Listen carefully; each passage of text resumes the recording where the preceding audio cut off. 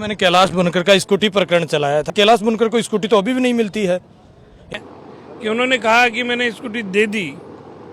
अगर आप स्कूटी दे ही दी, काहे के लिए ले रहे टाइम 10 दिन का? जांच कौन करवाएगा इसकी? फिर जांच सरकार को करनी चाहिए, वो सब पता है। गोपाल जी, कल 5 लोगों की फिर मौत हो जाती है NH 148 पे। बिल्कुल 3 करोड़ का कोई बजट आया बताए। वहाँ पे दिया कुमारी जी की होटल है, उस होटल लिए सौंदर्यकरण कर रहे हैं उसका। भाई मैं तो ये कहना चाह रहा हूँ कि इसमें सौंदर्यकरण की बजाय अगर आप पानी लाने की बात करें तो बड़ी हमारे को भी कुछ है, सारे काम पर्ची से होंगे। जनता को गुमराह क्यों किया जाता है कि जमारामगढ़ बांध लबालब होगा? मैं कह रहा हूँ जब सरकार नहीं, लोग मर रहे हैं, जी रहे हैं, उनको कोई मतलब नहीं है। गोपाल जी, रोड का काम तो चालू हो गया, जमारामगढ़ से आंधी तक की रोड का कार्य चल रहा है। तो उनको नापना कोई MLA का काम है क्या? नापे तो इंजीनियर नापे, ये कोई कमीशन का काम तो नहीं है।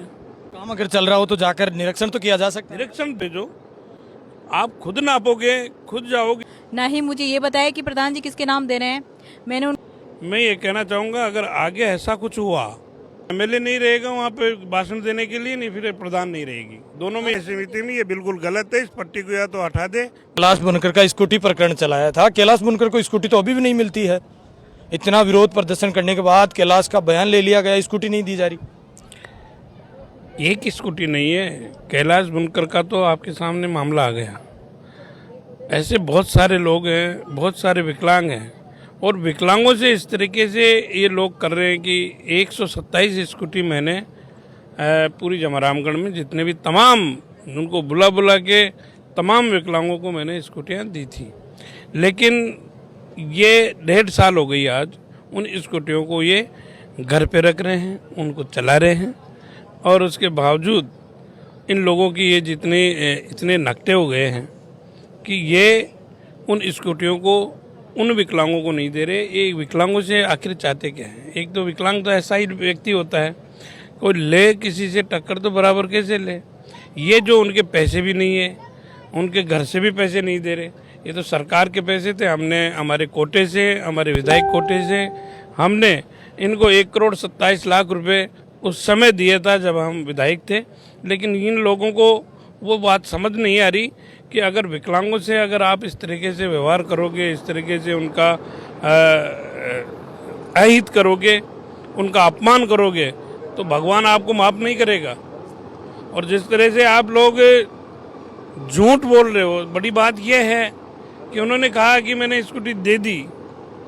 अगर आप स्कूटी दे ही दी तो वो व्यक्ति क्यों कहेगा कि मेरे स्कूटी? आज तक फिर 10 दिन का टाइम ले रहे हैं उनसे, काहे के लिए ले रहे हैं टाइम 10 दिन का? जब आप देना ही नहीं चाह रहे, आप स्कूटियाँ खुद चलाना चाह रहे हैं। आप देखिए, हमने 1 लाख रुपए की एक स्कूटी दी थी, लेकिन इन्होंने आज जो कंपनी से जो स्कूटियाँ दे रहे हैं वो 72,000 की दे रहे हैं। इसमें घोटाला किया है, इसकी जांच होनी चाहिए। निश्चित रूप से जो इनके डीलर है वो और ये मिलकर इसमें पैसे खाए।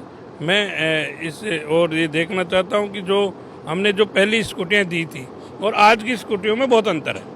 जांच कौन करवाएगा इसकी? फिर जांच सरकार को करनी चाहिए, MLA कोटे के पैसे हैं। 95,000 की स्कूटी और 75,000 की स्कूटी पकड़ाई जा रही है। बिल्कुल, जो पहले स्टार्ट में हमने 95,000 की लगभग 1 लाख की स्कूटियाँ दी थी, उसमें अब इन लोगों ने जो कम रेट की स्कूटियाँ उन विकलांगों को दी जा रही है, तो ये गलत बात है। इस तरीके से जो काम हमारे समय में जो काम चल रहे थे, उन कामों को रोका गया, उन सड़कों को रोका गया कि हम 1.5 साल 2 साल बाद में चलाएंगे तो हमारा नाम होगा। तो ऐसे नाम करने से जनता को सब पता है। गोपाल जी, कल 5 लोगों की फिर मौत हो जाती है NH 148 पे। बिल्कुल, जो हमने इसका विरोध भी किया, और हमारे जो MP साहब हैं मुरारी लाल जी ने ये बात आगे तक भी पहुंचा दी, लोकसभा में भी उठाई। लेकिन केंद्र सरकार, ये जो डबल इंजन की सरकार है, ये कुछ करना तो चाह नहीं रही है और केवल प्रोपेगेंडा करती है, काम करना नहीं चाहती। आज लोगों की जान जा रही है। 4 लाइन रोड होना चाहिए और आज उसमें आवश्यकता है, रोज 5 नहीं, कभी 10 मरते, कभी 5 मरते, कभी 2 मरते, कभी 1 मरते। कोई दिन ऐसा नहीं बचता उस दिन आदमी की एक्सीडेंट से मृत्यु नहीं होती। अगर ये 4 लाइन हो जाए तो कई लोगों की जान बच सकती है। तो मैं तो यही कहूँगा कि जो सरकार, केंद्र सरकार, राज्य सरकार इस और संज्ञान ले और इसको 4 लाइन रोड बनाए। जल मंत्री भी आते हैं जमरामगढ़ में और बांध का जो पुनर्निर्माण है, मरम्मत कार्य, उसकी शुरुआत की जाती है। ये मैं बता दूं आपको, जो ये 3 करोड़ का कोई बजट आया बताया इनके, मैं इनका सुनाऊं, उसका शिलान्यास भी किया है।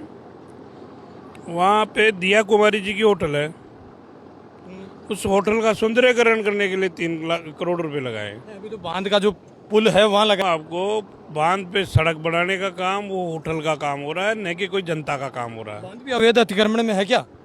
बांध अवैध अतिक्रमण में नहीं है। जो होटल है दिया कुमारी जी की, अब वो तो मुझे पता नहीं, लेकिन वो पहले से बनी हुई है और इन्हीं की है।